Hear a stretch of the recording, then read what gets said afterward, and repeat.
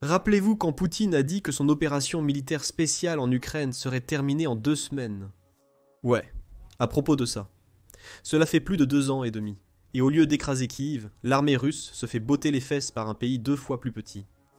L'armée de Poutine, malgré le statut de superpuissance mondiale de la Russie, apparaît comme un numéro de cirque mal préparé, mal équipé, et capitulant à une vitesse fulgurante. L'Ukraine reconquiert rapidement des territoires, alors que la Russie est enlisée avec des chars d'apparence obsolète. Premièrement, il faut définir des bases. Selon le site web Global Firepower, qui compare les armées nationales selon diverses mesures, la Russie est actuellement en 2e position derrière les États-Unis. Mais la Russie fait partie des 5, voire des 3 premières armées du monde depuis des décennies. La main-d'œuvre, l'économie et la disponibilité de l'équipement militaire sont les principaux facteurs de ce score élevé. Ces 3 mesures peuvent sembler excellentes en théorie, mais en creusant un peu, elles se décomposent rapidement sous la moindre pression. Commençons par la main-d'œuvre de la Russie. La Russie ayant approximativement 3 fois la population de l'Ukraine, il est logique qu'ils aient une armée beaucoup plus grande. Cette mesure deviendra cruciale plus tard, étant l'une des principales stratégies utilisées par la Russie jusqu'à présent, malgré des résultats mitigés. Au premier coup d'œil, la puissance de feu mondiale liste la Russie comme ayant environ 1 300 000 militaires actifs, dont 550 000 appartiennent aux forces terrestres d'une manière ou d'une autre. Lorsqu'on examine les premiers rapports du début de l'invasion, la Russie avait environ 170 000 soldats stationnés près de l'Ukraine, qu'elle utiliserait pour lancer l'offensive initiale. Au fil du temps, le nombre de troupes russes a augmenté, principalement en raison de l'utilisation par Poutine de mercenaires tels que Wagner, d'offres de contrats militaires généreux et d'efforts de conscription presque brutaux. Concentrons-nous un peu plus sur ces 2 derniers aspects de la Russie gagnant et perdant des troupes au fil des années. Après le déploiement initial, on estimait que la Russie déployait environ 300 000 troupes en Ukraine et aux alentours en 2023. Ce nombre n'a pas beaucoup augmenté selon les rapports allant jusqu'à 2024. Alors, qu'est-ce qui se passe ? Une autre statistique vitale à noter est que la Russie est estimée avoir perdu 645 000 troupes sur 31 mois de guerre. C'est environ 20 800 personnes par mois. Les pertes incluent les décès et les blessures graves qui ont conduit à ce que les soldats ne puissent plus servir activement. Selon les rapports établis par la plateforme ukrainienne Pravda, qui obtient ces statistiques du ministère de la Défense ukrainien, les pertes quotidiennes de la Russie ont fortement augmenté en 2023 et 2024, atteignant jusqu'à 1200 victimes par jour en juin 2024. En septembre, certains jours ont enregistré près de 1400 victimes. Qu'est-ce que cela nous dit sur l'état de l'armée russe en termes d'effectifs ? Nous devons nous pencher sur les efforts de Poutine pour construire et reconstruire. Un rapport de 2024 par Chatham House, un institut de politique basé à Londres, indique que le gouvernement russe a signé des contrats militaires avec jusqu'à 1200 recrues par jour. Cela signifie que l'armée russe a essentiellement été capable d'obtenir de nouvelles recrues aussi rapidement qu'elle les perdait, du moins au cours des 2 dernières années. Riddle, un site web axé sur les nouvelles et les analyses militaires russes, fournit une analyse plus approfondie des efforts de Poutine pour reconstruire l'armée en 2023. Le nombre de contrats signés cette année a atteint un stupéfiant 490 000, comme l'a annoncé l'ancien ministre de la Défense Sergueï Shoigu, fin décembre. Mais ce nombre, aussi impressionnant soit-il, semble être trompeur. L'année 2022 a été cruciale pour les contrats militaires de la Russie. À la fin de l'année, il était évident que la Russie ne gagnerait pas rapidement la guerre et devait intensifier son recrutement. Elle s'est donc rapidement tournée vers la signature de plus en plus de contrats à court terme et la conscription de prisonniers disponibles. D'ici 2023, toutes ces personnes, ainsi que les soldats sous contrat qui se sont engagés en 2021 et dont les contrats se terminaient 2 ans plus tard, devaient renouveler leur contrat ou être libérés du service actif. De plus, la Russie a ajouté des contrats de 6 mois pour les nouvelles recrues et les détenus servant dans des opérations militaires. Cela signifie que 2023 a probablement vu des personnes renouveler ou signer plusieurs contrats en une seule année. Selon l'estimation de Riddle, le nombre réel de nouveaux contrats en 2023 était probablement seulement une petite fraction du nombre annoncé. Pendant ce temps, la Russie a rapidement changé sa position sur le service militaire obligatoire, aussi appelé conscription. En fin 2023, il a été annoncé que l'âge maximum pour le service militaire obligatoire serait augmenté de 27 à 30 pour 2024 et probablement les années à venir. Cela permettrait à Poutine de maintenir un approvisionnement régulier de conscrits, qui servent pendant 1 an, mais peuvent ensuite signer un contrat militaire. Les chiffres de la conscription pour 2023 et 2024 suggèrent que la Russie recrute 150 000 conscrits tous les 6 mois, donnant à l'armée un renforcement très nécessaire en nombre pour se maintenir à travers les lourdes pertes. Mais les chiffres ne sont qu'un aspect, pour comprendre le comportement de l'armée russe. L'élément principal reste la formation ou son manque. Contrairement au système américain, la formation militaire russe mélange conscrits et soldats sous contrat dans des unités, chacune responsable de former ses propres soldats. Cela offre aux soldats une formation et une expérience variées, tout au long de leur carrière militaire. De plus, comme les conscrits sont interdits de déploiement à l'étranger, ce qui constitue pratiquement tout le front Russie-Ukraine tel qu'il se présente aujourd'hui, la formation des conscrits est mise de côté pour essayer de renforcer les soldats sous contrat avant qu'ils ne puissent être utilisés.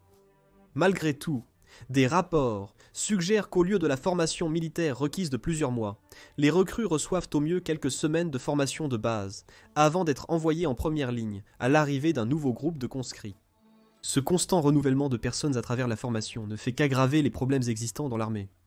Les conscrits peuvent partir après 1 an de service, ne recevant pas assez de formation pour être utiles, mais nécessitant tout de même du temps alloué par le personnel de formation. Cela a laissé la Russie lutter pour former et équiper des soldats afin de maintenir une présence significative au front.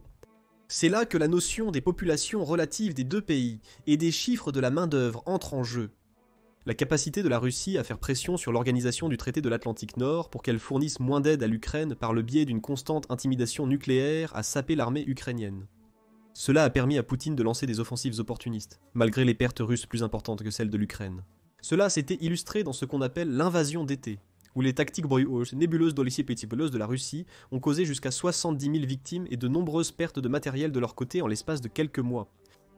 La Russie pouvait se permettre de perdre plus de soldats que l'Ukraine, car cette dernière n'avait pas reçu d'équipement militaire avancé à l'époque.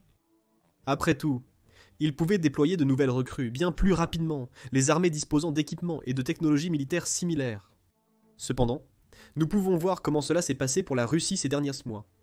L'invasion de la région de Koursk par l'Ukraine a mis en évidence les difficultés que l'armée russe rencontre en termes de morale et de préparation. Koursk, région voisine de l'Ukraine, subit la pression de cette dernière pour détourner une partie de ses forces du front principal à l'est, ce qui n'est guère surprenant. Les Ukrainiens anticipaient probablement une résistance à Koursk, mais pas assez pour les empêcher de l'emporter et d'obtenir un levier. Au lieu de cela, une vague de reddition russe a eu lieu, due à des troupes sous-entraînées, sous-équipées et au moral extrêmement bas. Selon une interview avec l'un des prisonniers de guerre russes pris à Koursk, certains soldats n'avaient que 2 semaines de formation de base avant d'être envoyés près de la frontière pour servir de gardiens, au cas où l'Ukraine attaquerait. L'invasion de Koursk a permis à l'Ukraine de capturer environ 600 soldats russes. Les estimations de la prison de traitement suggèrent qu'environ 80% des prisonniers étaient des conscrits relativement frais. Cela a montré jusqu'où Poutine ira pour obtenir plus de soldats pour la ligne de front. Mais ce ne sont pas seulement les soldats qui sont très demandés dans l'armée russe. Poutine manque également d'équipements militaires de qualité. Prenons l'exemple du tournant inattendu de l'offensive russe à Kharkiv durant l'été 2024. La stratégie se concentrait principalement sur l'infanterie plutôt que sur les chars de combat principaux, comme le T-90 et le T-80. La Russie a utilisé des motos comme véhicules de soutien, obligeant les troupes à dépasser les défenses ennemies avant de les abandonner, et de poursuivre à pied. La Russie a employé des chars tortues, des chars de ferraille partiellement combinés avec des véhicules de soutien d'infanterie. Ces chars étaient renforcés avec une armure supplémentaire, mais ne possédaient presque aucune capacité offensive.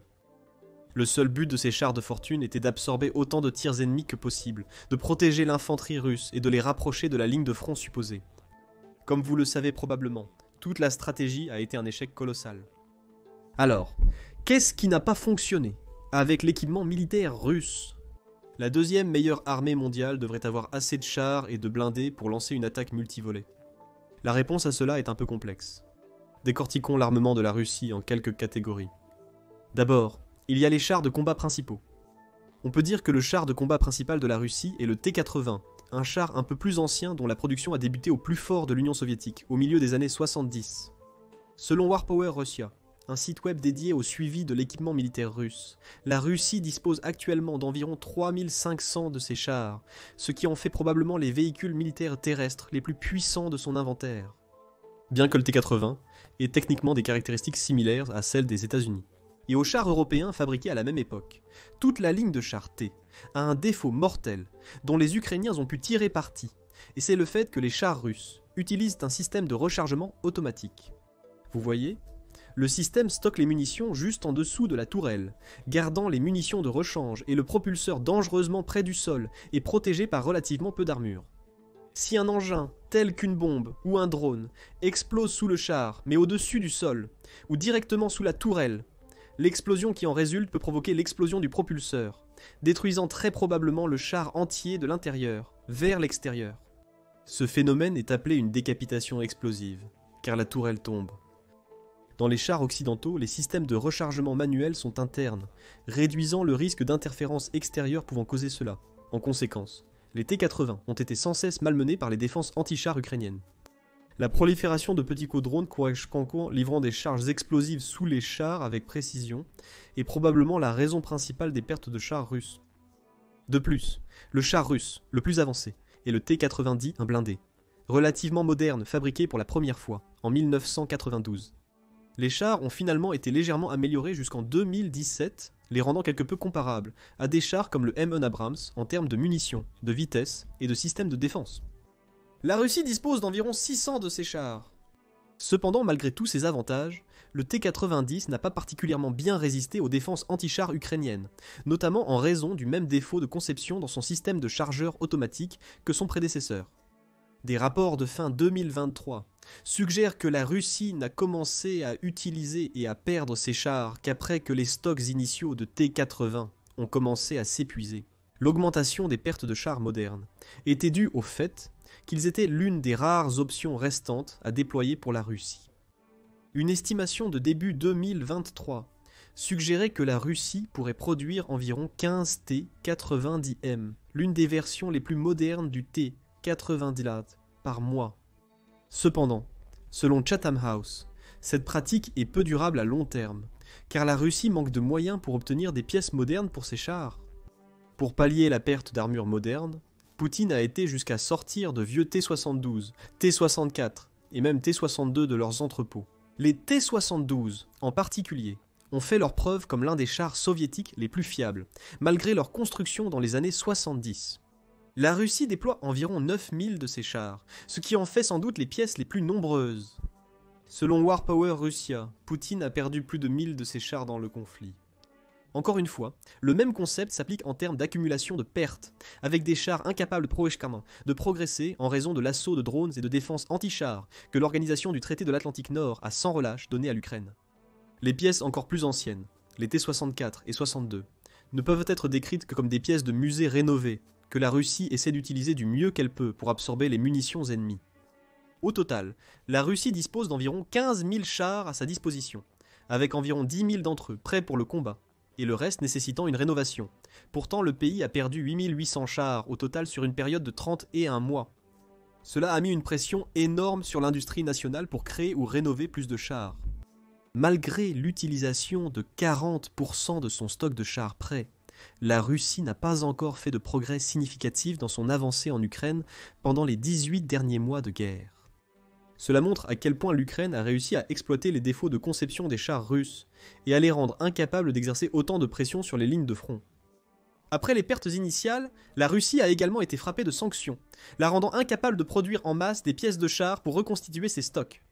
Cela a conduit le pays à rénover des chars plus anciens, pratiquement obsolètes, qui ont encore moins de défense contre les munitions modernes et les munitions anti-chars. La chronologie des pertes de chars russes révèle une approche privilégiant la quantité plutôt que la qualité, un scénario étrangement similaire à la situation de la main-d'œuvre du pays. Pour réduire les pertes de chars, la Russie a commencé à déployer les véhicules de soutien d'infanterie. On estime que la Russie en possède environ 19 000. Cependant, près de 18 200 de ceux-ci sont considérés comme des modèles vieillissants ou pratiquement obsolètes. De nombreux véhicules ne sont pas déployés sur le champ de bataille, mais conservés en stockage. La raison de ce dernier est simple. La Russie manque de soldats formés à déployer. Cela revient à la question précédente de la sous-formation des troupes et d'un taux de rotation trop rapide pour une armée moderne.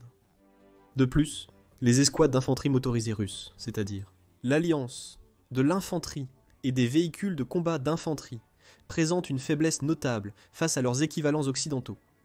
Une escouade ne contient que 3 véhicules, contre 4 aux États-Unis. Chaque perte de véhicule est plus handicapante pour la mobilité et la capacité offensive de l'escouade. Perdre 2 véhicules, à cause de mines ou de drones, rend le reste de l'escouade pratiquement sans défense, étant dans un seul véhicule. Ajoutez à cela le fait que les véhicules sont souvent beaucoup plus vieux qu'ils ne devraient l'être pour participer à une guerre de cette ampleur, et vous obtenez une recette pour perdre des véhicules blindés et des soldats dans des offensives infructueuses. Même s'il ne s'agit pas de combats rapprochés, la Russie semble toujours perdre beaucoup plus qu'elle ne le devrait. Prenons l'exemple des systèmes d'artillerie. Selon Global Firepower, la Russie dispose d'environ 14 500 unités d'artillerie tractée et mobile, sans compter l'artillerie de roquettes mobiles. Cependant, Ukrainska Pravda indique également que la Russie a perdu environ 18 500 systèmes d'artillerie au cours de la guerre. La Russie a utilisé plus d'artillerie qu'elle n'en possède actuellement. On suggère que l'arsenal actuel d'équipements d'artillerie approche de sa fin, car la plupart des designs proviennent de l'époque soviétique. Cela inclut les obusiers D-20, utilisés par les 2 camps du conflit. Malgré les pertes, l'Institut royal des services unis pour les études de défense et de sécurité, ou Royal United Services Institute, soutient que la Russie a fait un usage intensif de l'artillerie tout au long de la guerre. En fait, l'Institut royal des services unis va jusqu'à suggérer que la capacité de la Russie à remorquer un nombre extrême d'unités d'artillerie vers le front a empêché l'Ukraine de monter un effort de contre-offensive significatif pendant la majeure partie des 18 derniers mois. Le nombre impressionnant d'unités d'artillerie que la Russie pouvait déployer en une seule fois lui a permis de bombarder de très grandes zones de terre, exerçant de grandes zones de contrôle où les Ukrainiens ne pouvaient pas créer de poches de résistance pour se défendre contre l'infanterie russe entrante. C'est l'une des raisons pour lesquelles la Russie a pu garder le contrôle sur ses possessions en Ukraine. Étonnamment, ce n'est pas la Russie qui a pu approvisionner son artillerie aussi longtemps pour maintenir cette pression. Cet honneur, aussi discutable soit-il, revient à la Corée du Nord. Fin février 2024, le ministère de la Défense de la Corée du Sud a suggéré que les usines nord-coréennes fonctionnent à pleine capacité pour fabriquer des munitions pour des obusiers de l'époque soviétique tels que le D-20, tous étant exportés vers la Russie. Selon le rapport, la Corée du Nord a fourni 3 120 000 tours de millimètre ou 500 152 tours de millimètre sur la base d'une analyse des stocks de conteneurs expédiés. En réalité, le commerce réel est probablement un peu des deux. En échange, la Russie fournit à la Corée du Nord de la nourriture et d'autres nécessités. Ce système basé sur le troc illustre à quel point les deux pays sont en difficulté en termes d'économie.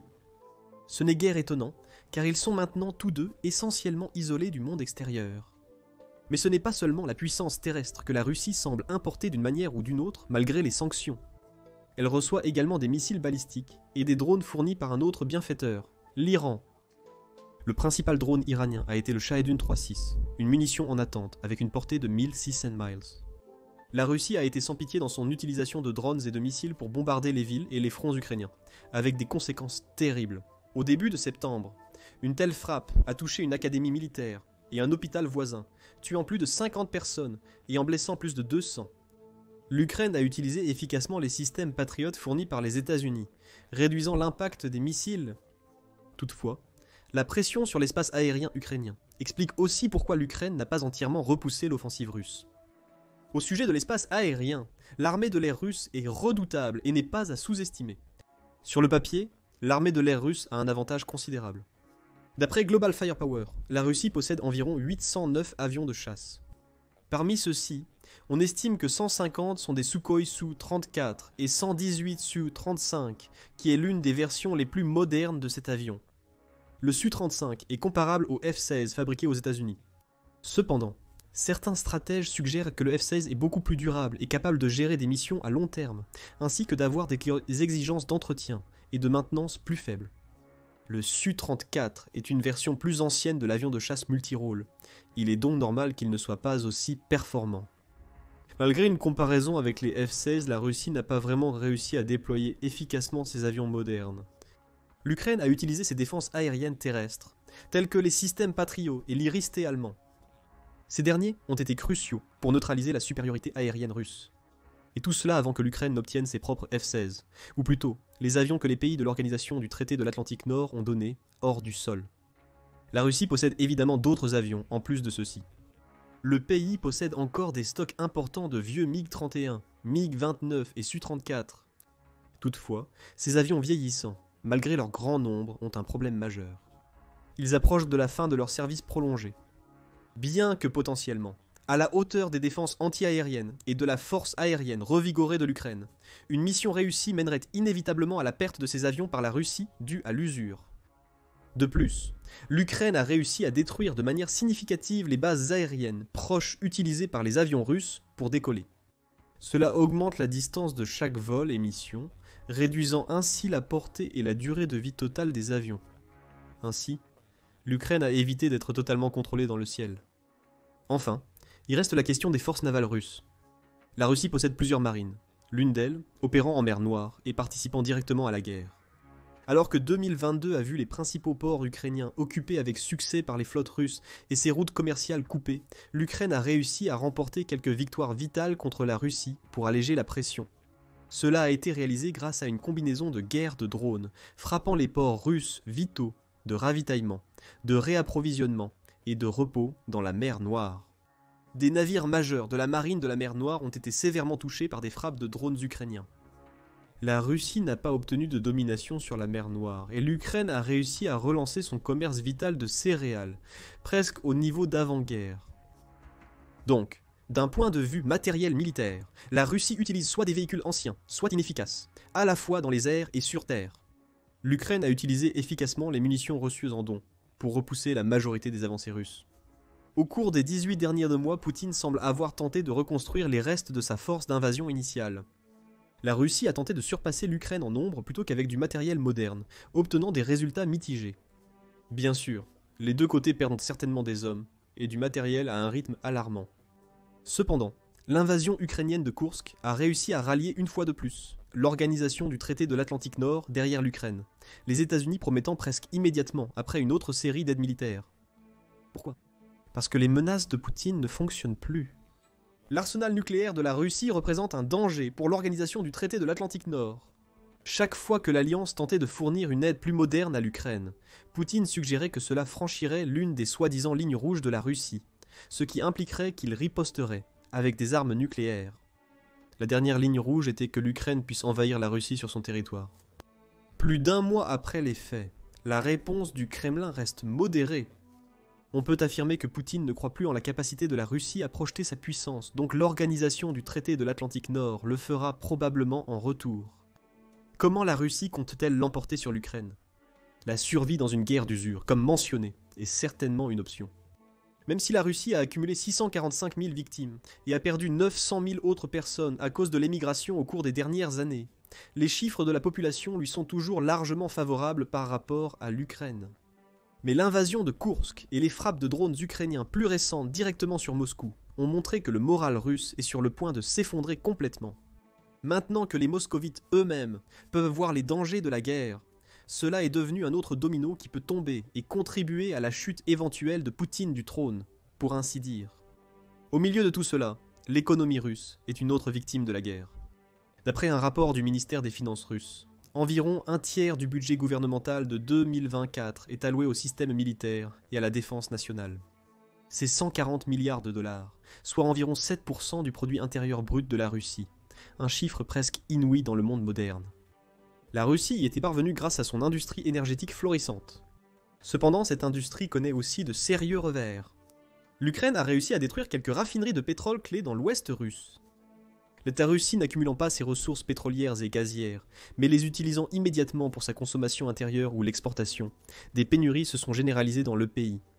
La Russie a dû importer du carburant du Kazakhstan pour pallier son manque d'approvisionnement et annuler la quasi-totalité de ses exportations. Cela aura un impact considérable sur l'économie, car le commerce pétrolier a représenté jusqu'à 30% des exportations russes pendant la guerre. Avec une économie en déclin, un moral bas et des troupes qui manquent de formation et d'équipement, il n'y a qu'un seul endroit où l'armée russe peut aller. Descendre dans l'histoire comme la prétendue deuxième meilleure armée du monde, incapable d'utiliser son pléthore d'avantages pour envahir l'Ukraine et empêcher la guerre de se prolonger plus longtemps qu'elle ne l'a fait. Mais qu'en pensez-vous ? La Russie parviendra-t-elle à se rétablir ? Dites-le nous en commentaire et merci d'avoir regardé. Découvrez maintenant les véritables raisons de l'incompétence de la Russie, ou regardez plutôt cette autre vidéo.